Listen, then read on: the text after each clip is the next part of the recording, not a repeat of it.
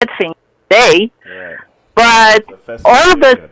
sad things, that have taken place in Zaria, and then the destruction and demolition of all the properties for the Shia group in Nigeria, the sale of their properties. I mean, why on earth and who on earth is giving them the right even to do such a thing?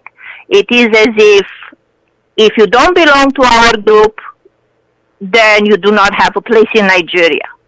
And that is not right, So I keep on telling people, it's like, hey, it's like, think before you act. Be more accepting. Even last time, remember, Dr. Brima, last Sunday we had a very long show. It extended well past the normal hour of our show. So people, they still do things without thinking. Right.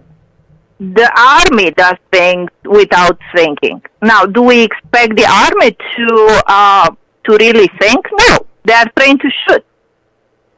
So, They don't know much. so They listen to orders. are you suggesting that there is a problem of leadership with the Nigerian military? Definitely. Definitely. I mean, even the reports, it's just that people, they are so glued either to TV stations or, false reports. Just like, we read a few days ago, the military saying, no, they have not shot any Shia. Well, really? Is that really true? Is it true that their properties have not been destroyed? No. So, the general masses' attention, it's so easily diverted from the important issues. Talking about Christmas trees and, now the subsidy, of petrol, the gas station, and this hasn't really made much difference at all. What is the difference between 97 naira and 80 something naira? Not much. Well, For the poor person, is all the same. you've gone through so many topics in one breath. That's a In whole one other breath. topic because the price of gas has gone down from about a price of a barrel of petrol from over $100 a barrel to $20 to $35 a barrel. So Yeah, today I saw it is actually under 35. right under, and it's probably heading towards 20. So what you're saying is, with that decrement in the price of oil, basically bringing it down 10 naira is nothing. It's nothing.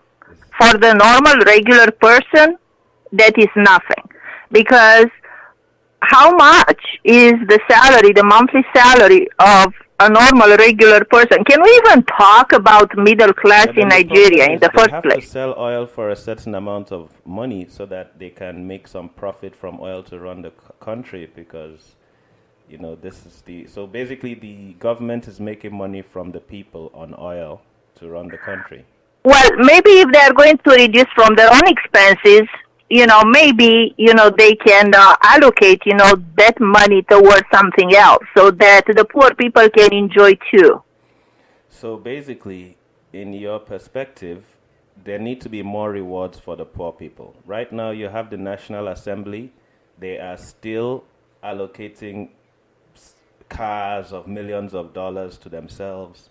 So we have to see a sacrifice on all sides. The masses should be the ones always at the receiving end. And we know how the process of participating at the National Assembly goes. It's by invitation. It's who is who. It's a matter of influence. I do remember that the other year, I believe it was, when was it? Last year. The people who are participating, I believe they were paid something, it was like 12 million naira per month. Right.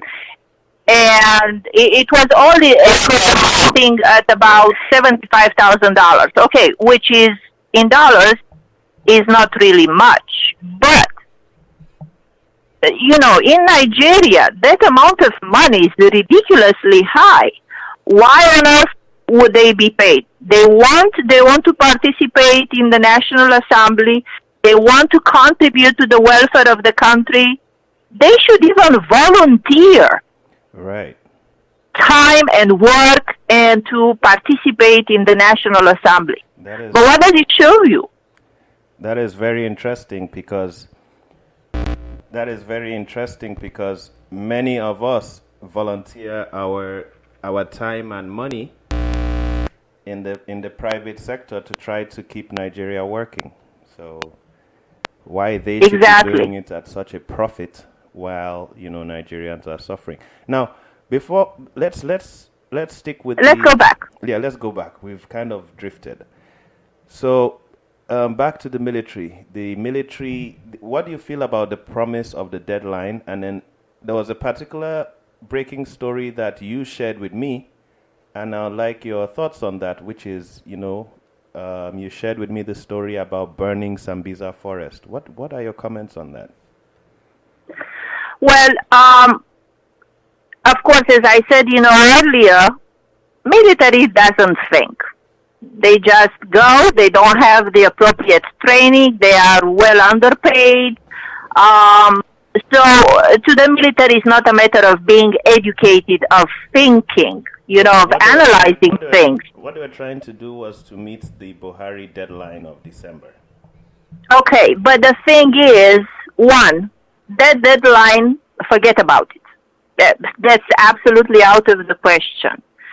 Secondly, burning a forest. And remember, if you remember in my comments when I was texting you a few days ago and I was saying, how will the burning down to the ground of a forest that took hundreds and hundreds of years, solve the problem of eradicating Boko Haram? I mean, really? And then I was shocked. My jaw practically dropped, because some people understood my point, and there were a few others, the stubborn ones, because there are always those stubborn ones, that try to make their own supposedly intelligent point, and they were saying that I should practically shut up, that I should not talk about it. And I said, you have absolutely disregard towards nature, and because you disregard nature, as such you disregard human beings, and you are not actually doing what your own religion, is asking you to do. How do you prove that you are a good person in your own religion? I think And it's just that burning the forest. I mean, let's think about it for a moment, Dr. Brima. You burn the forest, right? right. How are you going to redo that forest? Because Yes. it takes so long. And then look, we are fighting the advancement of the desert. Look at Niger, at the state of Niger. Okay, they try by all means. There is the need for water, for vegetation, for agriculture. The desert extends at ridiculously, Right. a speeds that, that are unimaginable. And yet, a forest usually, and, those, of course, who are educated, we all know that forests also attract rain. They are protective. So why are we going to take such a decision? Right, just to cut in, part of what is blamed for Boko Haram crisis in that very northeast is competition for water. Because of desert encroachment, the Lake Chad has reduced to less than 5% of its original size. And there's this competition for water between Nigeria, Niger, Chad, who all, you have farmers and livestock rearers who depend on that Lake Chad. So there have been clashes even before what metamorphosed into Boko Haram. It's been clashes and competition for water at the Lake Chad. So burning down that forest there. But at the same time, I'd just like to ask you, because that's the point other people are saying. People are saying Boko Haram is murderous. They have to do whatever it takes to destroy Boko Haram. What do you think about that kind of... I'm sure you've heard people commenting the same thing. These are people who support the government no matter what the government does. Of course. But first of all, okay, people who are even placed in that area, even the army that is placed in that area for security reasons. Okay, first of all, they have to be provided with what they need, and also they must be trained. Of course, that we need to contain Boko Haram. It is not. It is disgraceful. It is tragic. Where are the Chibok girls? Have they been returned yet? No. Well, my sources say they haven't been returned. So, what is really going on? I mean, who exactly is behind? Because in order for any group to survive, they do need funds, heavy funds. They do need guns, and I don't care where those guns are made. They can be made anywhere. Thank you very much. But who is really supporting? And my theory before, a long time ago, I said it. The same people who are chasing Boko Haram, they will just kill or catch, a few members of Boko Haram, and they are the same ones who actually funded the group. They will be seen after, just catching a few of them, unimportant ones, killing them, executing them, and then people, they will look at these leaders as I can't hear you. Yes, hello? Hello, Leila? Hello? Yes, go ahead. Okay.